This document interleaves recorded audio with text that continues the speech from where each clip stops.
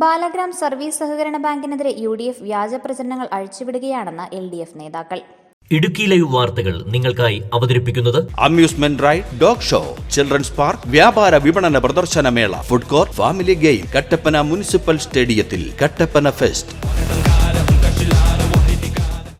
ഫെബ്രുവരി 16-ന് തെരഞ്ഞെടുപ്പ് നടത്താൻ തീരുമാനമെടുത്ത് ഡിപ്പാർട്ട്മെന്റിനെ അറിയിച്ചിട്ടുണ്ട്. എന്നാൽ തെരഞ്ഞെടുപ്പ് വിജ്ഞാപനമോ റിട്ടേണിംഗ് ഓഫീസറെയോ ഡിപ്പാർട്ട്മെന്റ് തീരുമാനിക്കുന്നതിന് മുൻപ് തന്നെ UDF വ്യാജ പ്രചാരണം നടത്തുകയാണ്. ID കാർഡ് വിതരണം നടത്തുന്നില്ലെന്നതും തെരഞ്ഞെടുപ്പിനെ അട്ടിമറിക്കാൻ ശ്രമിക്കുകയാണെന്നതും UDFന്റെ കള്ളപ്രചരണമാണ്. ബാങ്ക് നഷ്ടത്തിലായത് UDF ഭരിച്ചുകൊണ്ടിരുന്നപ്പോഴാണ്. LDF അധികാരമേറ്റപ്പോൾ 12,54 ലക്ഷം രൂപ നഷ്ടത്തിലായിരുന്നു. 2002 മുതൽ 2015 വരെ കൊടുത്തിരിക്കുന്ന വായ്പകൾ പലതും വ്യാജമാണ്. പലരുടെയും പേര് മാത്രമാണ് ഫയലിലുള്ളത്. ഇത്തരത്തിൽ 3,46 ലക്ഷം രൂപ ബാധ്യതയായി നൽകുകയാണ്. ഇതിന്റെ പലിശ കേരള ബാങ്കിന് ബാലഗ്രാം ബാങ്ക് അടച്ചുകൊണ്ടിരിക്കുകയാണ്. ബാലഗ്രാം സർവീസ് സഹകരണ ബാങ്കിൻ്റെ ഭരണസമിതിക്കും ആ ഭരണസമിതിക്ക് നേതൃത്വം കൊടുക്കുന്ന ഇടതുപക്ഷ ജനാധിപത്യ മുന്നണിക്കുമെതിരെ വാസ്തവവിരുദ്ധമായ കള്ളപ്രചരണം നടത്തിക്കൊണ്ട് കോൺഗ്രസ് പാർട്ടി കഴിഞ്ഞ ദിവസത്തിൽ പത്രസമ്മേളനം നടത്തുകയും നിരന്തരമായ പ്രചരണം നടത്തിക്കൊണ്ടിരിക്കുകയും ചെയ്യുന്ന സാഹചര്യത്തിലാണ് ഇന്ന് ഈ പത്രസമ്മേളനം നടത്താൻ ഇടതുപക്ഷ ജനാധിപത്യ മുന്നണി തീരുമാനിച്ചത്. ബാലഗ്രാം സർവീസ് സഹകരണ ബാങ്ക് ഏതാണ്ട് 30 വർഷത്തിലധികം UDFൻ്റെ നിയന്ത്രണത്തിലുള്ള UDFൻ്റെ നേതൃത്വത്തിൽ കോൺഗ്രസിൻ്റെ നിയന്ത്രണത്തിലുള്ള ഭരണസമിതിയാണ് ഉണ്ടായിരുന്നത്. എന്നാൽ കഴിഞ്ഞ ബാങ്ക് തെരഞ്ഞെടുപ്പിൽ ആ ബാങ്കിൽ തെരഞ്ഞെടുപ്പുമായി ബന്ധപ്പെട്ടുകൊണ്ട് ഇടതുപക്ഷ ജനാധിപത്യ മുന്നണിയുടെ നേതൃത്വത്തിലുള്ള ഭരണസമിതി തിരഞ്ഞെടുക്കപ്പെടുന്നതിനുണ്ടായി. ആ തെരഞ്ഞെടുപ്പിന് മുമ്പ് ബാങ്കുമായി ബന്ധപ്പെട്ടുകൊണ്ട് നടന്ന കോടിക്കണക്കിന് രൂപയുടെ അഴിമതി സഹകരണ ഡിപ്പാർട്ട്മെൻറ്റ് കണ്ടെത്തുകയും അതിൻ്റെ അടിസ്ഥാനത്തിൽ അന്ന് നിലവിലുണ്ടായിരുന്ന ബാങ്ക് ഭരണസമിതിയെ പിരിച്ചുവിടുകയും അഡ്മിനിസ്ട്രേറ്ററും ആദ്യഘട്ടത്തിൽ അഡ്മിനിസ്ട്രേറ്ററും പിന്നീട് അഡ്മിനിസ്ട്രേറ്റീവ് കമ്മിറ്റിയും ബാങ്കിൻ്റെ തെരഞ്ഞെടുപ്പിൽ മുന്നോടിയായി രംഗത്ത് വരികയും അതിനുശേഷമാണ് തെരഞ്ഞെടുപ്പ് നടന്നത്. തെരഞ്ഞെടുപ്പിൽ ആകെ 13 ഭരണസമിതിയിലേക്ക് 13 അംഗങ്ങളാണ് തിരഞ്ഞെടുക്കപ്പെടേണ്ടത്. 9 അംഗങ്ങൾ ഇടതുപക്ഷ ജനാധിപത്യ മുന്നണിയുടെ അംഗങ്ങളും 4 പേർ UDFൻ്റെ ഭാഗത്തു നിന്നുമാണ് വിജയിച്ചത്. ആ ഭരണസമിതിയാണ് ഇപ്പോഴും അധികാരത്തിലിരിക്കുന്നത്. ഇപ്പോൾ സർവീസ് സഹകരണ ബാങ്കിൻ്റെ തെരഞ്ഞെടുപ്പുമായി ബന്ധപ്പെട്ടുകൊണ്ട് അവിടെ അംഗങ്ങൾക്ക് കാർഡ് ലഭിക്കുന്നില്ല, ബാങ്കിൻ്റെ നഷ്ടം എല്ലാം സംബന്ധിച്ച് പറഞ്ഞുകൊണ്ടാണ് കോൺഗ്രസ് പ്രചരണം നടത്തിക്കൊണ്ടിരിക്കുന്നത്.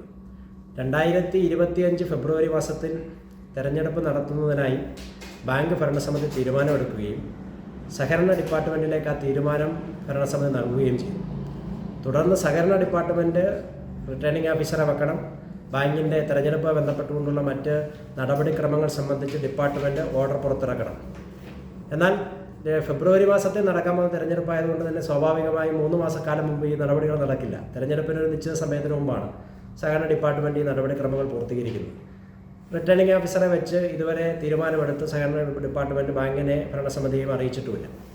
അതുകൊണ്ട് തന്നെ തെരഞ്ഞെടുപ്പിന് മുന്നോടിയായുള്ള കാർഡ് വിതരണത്തിൻ്റെ സംബന്ധിച്ചുള്ള അറിയിപ്പും അതിനുമൊരു സമയം നിശ്ചയിക്കും. എല്ലാ സഹകരണ സ്ഥാപനങ്ങളിലും തെരഞ്ഞെടുപ്പിന് മുന്നോടിയായി കാർഡ് വിതരണത്തിന് സമയം നിശ്ചയിക്കുകയും തീർച്ചയായും കാർഡുകൾ വിതരണം ചെയ്യാറുണ്ട്. ഇവിടെ ബാലഗ്രാം സർവീസ് സഹകരണ ബാങ്കിലും തെരഞ്ഞെടുപ്പിന് മുന്നോടിയായ നടപടിക്രമങ്ങളെല്ലാം നടക്കും. എന്നാൽ മാസങ്ങൾക്ക് മുമ്പ് തന്നെ ഞങ്ങൾക്ക് കാർഡ് ലഭിക്കുന്നില്ല, ഞങ്ങൾ തെരഞ്ഞെടുപ്പിലെ ബാങ്കിലെ അംഗങ്ങൾക്ക് കാർഡ് ലഭിക്കുന്നില്ല എന്നെല്ലാം പറഞ്ഞുകൊണ്ട് ഇപ്പോൾ ബോധപൂർവമായി ചില കള്ളപ്രചരണങ്ങൾ കോൺഗ്രസിൻ്റെ ഭാഗത്തുനിന്നുണ്ടാകുക. മറ്റൊന്ന് ബാങ്ക് വലിയ നഷ്ടത്തിലാണ്, ബാങ്ക് ജീവനക്കാർക്ക് ശമ്പളമില്ല എന്നൊക്കെയാണ് പത്രസമ്മേളനത്തിൻ്റെ ഭാഗമായി അവർ സൂചിപ്പിച്ചത്. യഥാർത്ഥത്തിൽ നഷ്ടം വരുത്തിയത് UDF ഭരണസമിതിയാണ്. ബാങ്കിനെതിരെ ആരോപണം ഉന്നയിച്ചു വന്നവർക്ക് തന്നെയാണ് ഏറ്റവും കൂടുതൽ കുടിശ്ശികയുള്ളത്. തെരഞ്ഞെടുപ്പ് തീയതി പ്രഖ്യാപിക്കുകയും ID കാർഡ് വിതരണ തീയതി തീരുമാനിക്കുകയും ചെയ്താൽ തൊട്ടടുത്ത ദിവസം തന്നെ ഇവയുടെ വിതരണം ആരംഭിക്കും. UDFന്റെ കള്ളപ്രചരണങ്ങൾ അവസാനിപ്പിക്കണമെന്ന് വാർത്താസമ്മേളനത്തിൽ പങ്കെടുത്ത Ramesh Krishnan, S Mohanan, KC Soman, PT Jayachandran, PC Mukundan, CV Anand എന്നിവർ പറഞ്ഞു. Idukki live news Nedumkandam. Idukki live വാർത്തകൾ നിങ്ങൾക്കായി അവതരിപ്പിച്ചത്